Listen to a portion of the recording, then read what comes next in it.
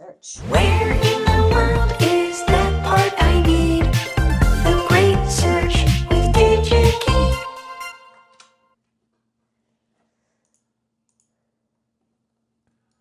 The Great Search brought to you by DigiKey and Adafruit. Thank you, DigiKey. Every single week, Lady Ada uses her power of engineering to help you, yes, you, find the things that you want to on digikey.com. Lady Ada, what is the Great Search of the week this week? Okay, so this week I am looking at my Solenoid multiplexer output. So I've got I2C coming in here to an MCP 23017 16-port GPIO expander. It is a totem pole output that drives 8 transistors.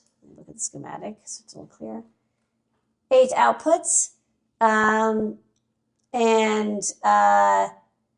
Each output has a light pull down, so by default it's off, but then when it's ready to go on, it turns on, activates this big N-channel FET, turns on and drops the output low from the high voltage, and that turns on the solenoid. And then when I want to turn off the solenoid, I either pull this down or release it. This turns off and this output pulls back up to power.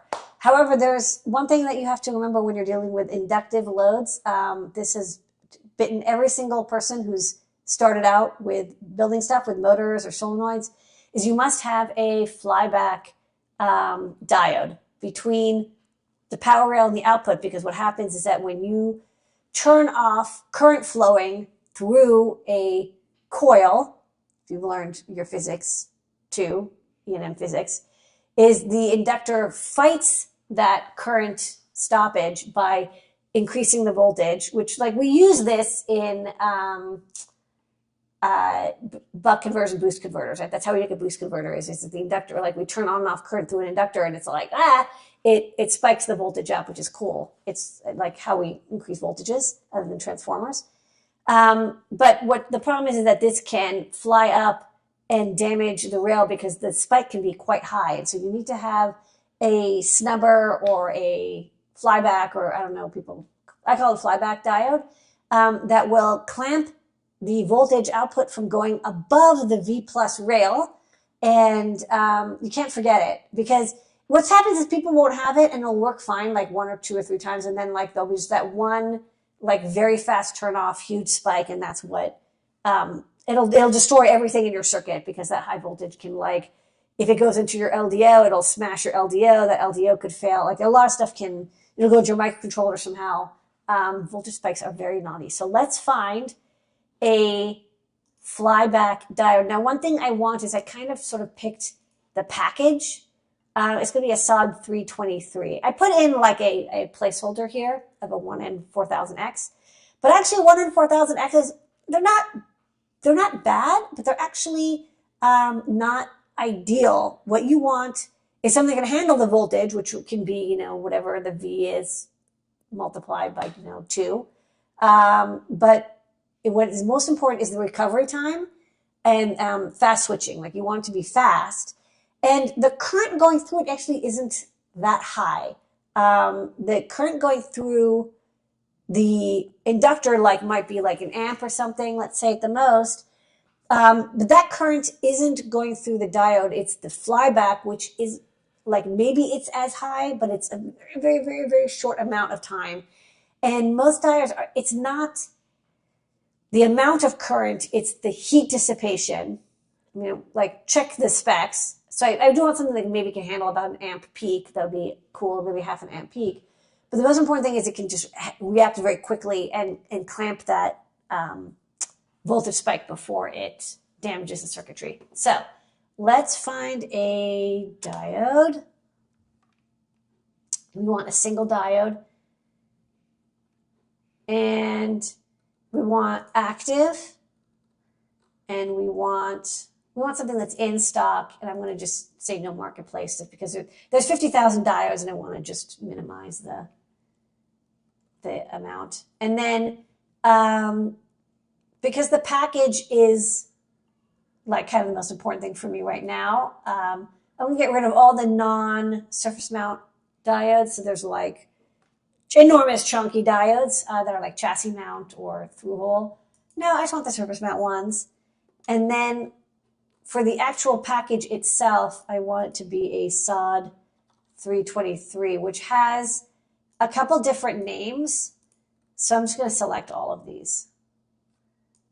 About 500 options, which sounds about right. Okay, so next thing, like I said, is there is like the average current, which is how we usually rate diodes. But in this case, it's going to be off like 99% of the time. It's just going to turn on for that one quick thing. The forward voltage also is not that important. It's going to be a volt or so. It doesn't matter. I just need to be, I need to have that voltage that can, high enough voltage to handle a spike that goes twice as high as the V plus, which is going to be about like 24 volts. So let's just pick 30 volts and above. So now I'm looking at ones that can handle that voltage. And then I want fast recovery time. So I'm going to say 10 nanoseconds or better. It's a little bit arbitrary, but it's kind of my rule of thumb. And then I don't really care about other stuff. Average rectified current, I'm going to say at least 100 because, again, I want it to handle like 1 amp peak. So just pick ones that are like a little bit, just make sure that they're not like the wimpiest things. Okay, I think we're good. So let's take a look. So we've got our standard 1N4008, 1N4148, which is actually like, by the way, totally fine. Let's take a look at the data sheet. There's also a couple others. There's the 914 Classic. This is also a general purpose diode. So what I'm going to do, I don't care about the reverse leakage or the capacitance, to be honest. Let's look at price. It might actually just be the 1N4008 to be 2014. This one has no price, which is a little bit weird. So there's the 4148. There's a couple of 4148s. And then what I actually kind of liked. Okay, there you go. Your standard diode has a fairly high reverse leakage. Fairly high reverse voltage. Can handle peak forward of up to, for 1 microsecond, 4 amps. I mean, like, people always kind of say, like, oh, the 4N, 1N4000, 4147, 8, whatever, it's series. Oh, they're like signal diodes. But it can handle like a peak of an amp without issue. These are kind of workhorses. So these are pretty good diodes. If you just happen to have 4148s on hand, that's good. They are also very fast. I don't know if they have the specs for the speed here. Reverse recovery time, 4 nanoseconds. I mean, that's as fast as it's going to get. Looking at price, there is 4148s. And then there's also, which I didn't see before, the 4448, which has a slightly higher average current. So if you were looking for something that you're like, oh, I also wanted to handle like a little bit more current, and the price was very low. So the 4448, the comparison is it has a slightly higher, let's see, 300. Yeah, the forward continuous current is 500 milliamps. Average rectified output here is, the forward is 300.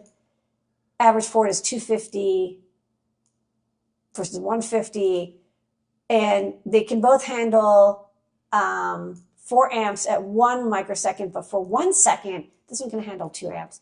So I kind of like this because it's like, okay, well, if something like, shifts a little bit, or I don't know, if you think you need a little bit more time with high current, it seems like this can handle a little more current. And again, the price is the same or better. So I'm going to go with the 1N4448, which is the right package. It's like a slightly beefier version of the one I'm used to, and can handle very high currents for very small amounts of time, and it's incredibly fast, 4 nanosecond recovery time. So this is my pick. Plus, what I really like is there's 300,000 in stock. That tells me that there's going to be plenty available when I There's a few. manufacture. Yeah, there's plenty to go because there's only 200 in stock. I'm like, oh, I need a whole reel. This one has tons of reels available for like 2 cents a piece. Good deal. That's a great search.